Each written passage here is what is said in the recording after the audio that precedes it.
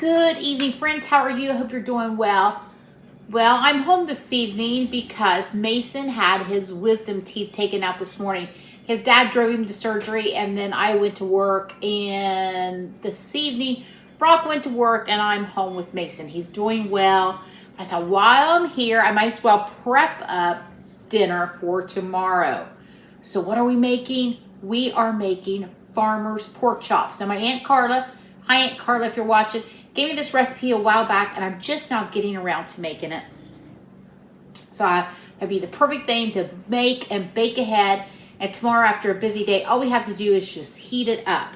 So first things first, I'm just going to go in segments so it's easier for you to write down the recipe and not too much information overload all at once. All right, so you're going to need a 9x13 baking pan. Grease are good. You're going to need it. And then the recipe calls for 8 potatoes. I didn't do that many potatoes. I thought this was plenty. I'll leave it up to you. 1/4 of an inch thick. Now, I love to leave the skins on. So if you don't want to do that, then peel them and slice them. Okay, preheat your oven to 350.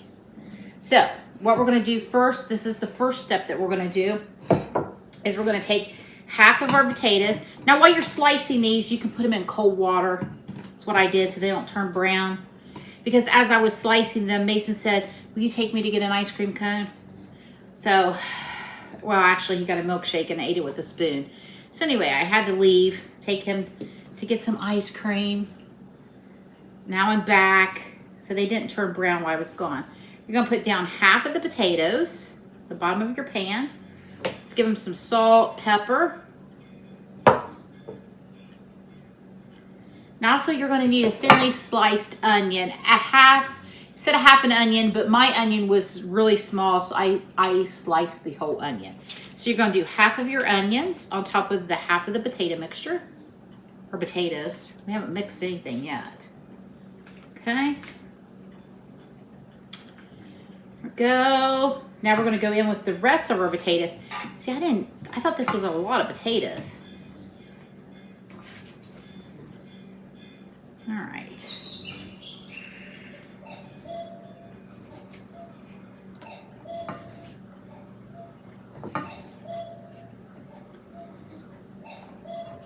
Goodness. I can imagine. I bet they use a bigger pan. So anyway, I'm going to stop there because that is quite a bit of potatoes. All right. So if you're using a 9x13, I think the original recipe called for a larger pan. I would say 4 to 6 potatoes are going to be plenty. So there's our potatoes. Our next layer, another layer of salt, another layer of pepper, and another layer of onions. Okay. Now I'm going to pull you over to the stove, and we are going to make a basic white sauce. So what you'll need for the white sauce is a 1/2 cup of flour, 1 stick of butter, and 2 cups of milk. That's all you'll need for the sauce. So I'm going to go and I'm going to pull you over to the stove and we will make some sauce. We're here at the stove. I've melted that 1 stick of butter. Now I'm going to add in that 1/2 cup of flour. Get that all worked around.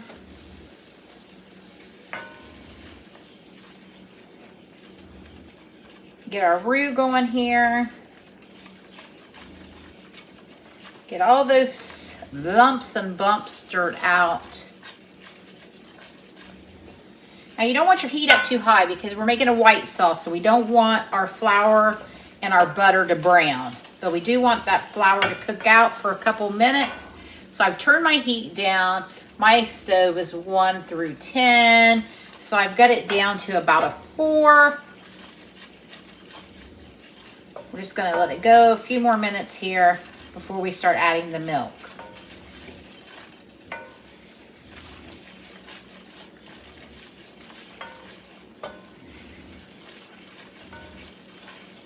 All right, looks like we're good.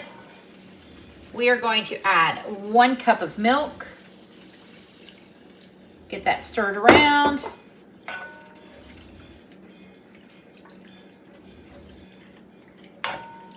Get all of that smoothed out. Go.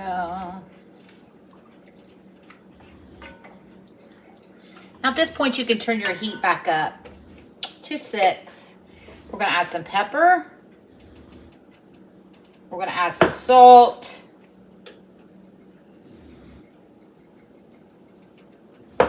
As you can see, that's getting thick. So we're going in now with our other cup of milk. 2 cups total. Go. This is our basic white sauce. We're almost done. We're just going to get all of those lumps and bumps stirred out till we get a nice smooth sauce. That's why I love a wooden spoon. It does a great job. You can use a whisk if you're more comfortable. I've always been taught with the wooden spoon, so that's what I use. All right. Now we're going to turn down our heat again to about a 2. I'm just going to let it simmer for a few minutes.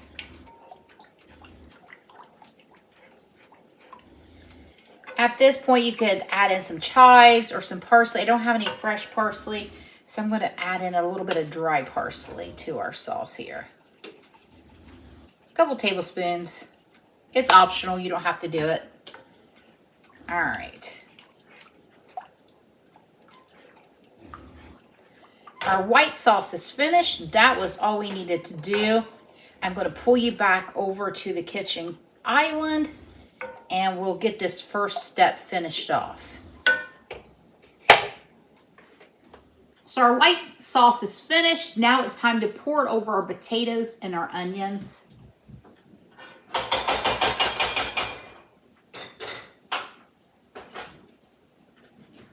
They say you should always pour behind you, but I can't see because I'm too short. I think I'll be all right.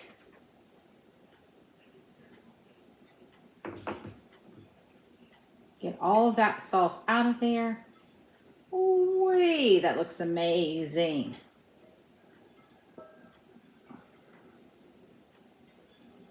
It's what I love about these pans. These are those Our Place pans. I really love them. They are super non-stick. Things just, look at that. Just slide right out with ease. All right. I'm going to take my spatula here, spread that sauce all around. Now the recipe says to put this in your preheated oven. It's 350 for 15 minutes. So we're going to put that in the oven for 15 minutes. So we're going to come back and do the pork chops part of our pork chop, farmer's pork chops.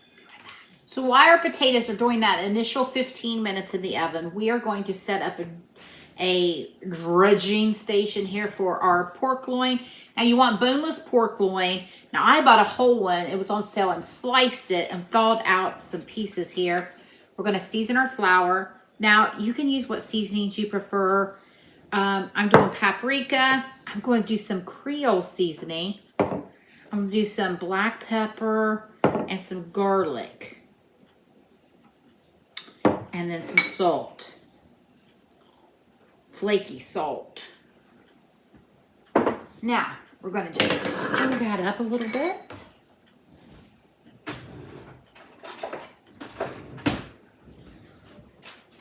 Give that a stir.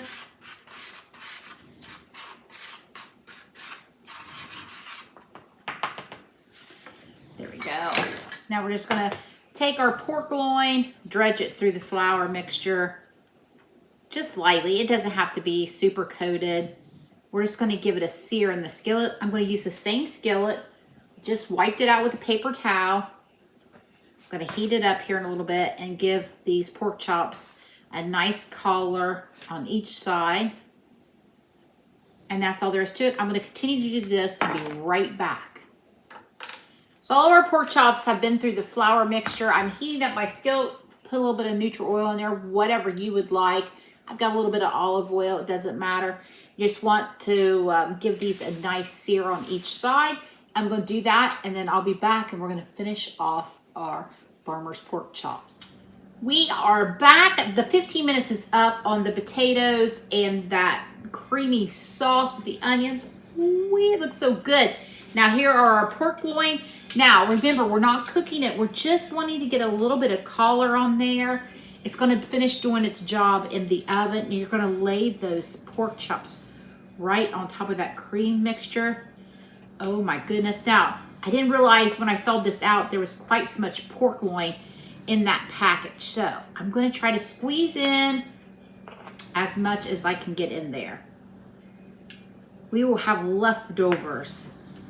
I don't typically cook on Friday, so having this tomorrow and Friday will be a great help.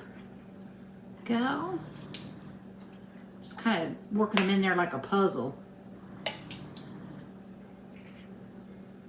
Got some of these smaller, longer pieces here. Kind of pushing it down into that cream sauce. All right.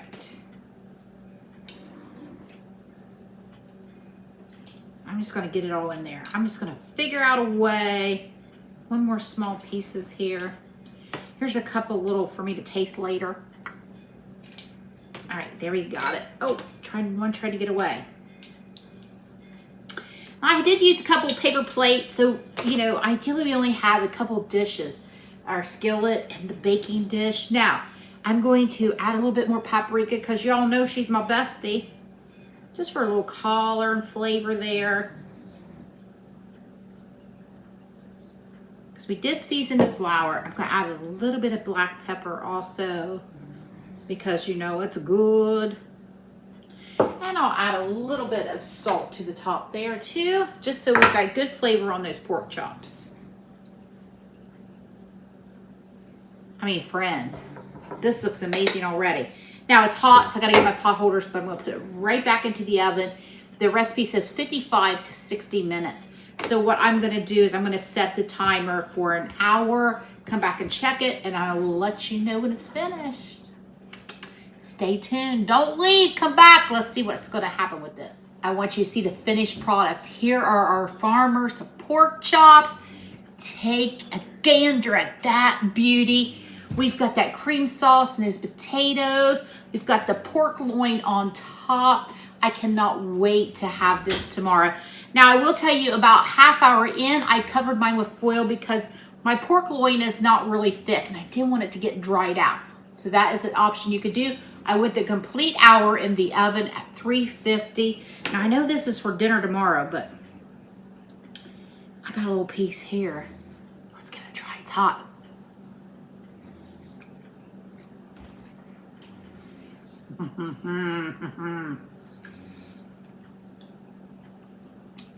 Oh, friends, that is amazing. Oh my goodness, I cannot wait to eat this tomorrow. Those potatoes look nice and tender, and I'll show you tomorrow when we go to have our lunch what it looks like. I think you need to make this. No, I know you need to make this. There's no thinking about it. Do it. You are going to be so happy you did. Here are our farmer's pork chops with potatoes. I've got a portion missing there that I've warmed up for lunch. There it is. Look at that. Decided on some lima beans to go with it. Let's give it a try. It's kind of hot here. Potatoes are super tender. Friends, I'm telling you, this is absolutely amazing. Let me get a bite of this pork chop here.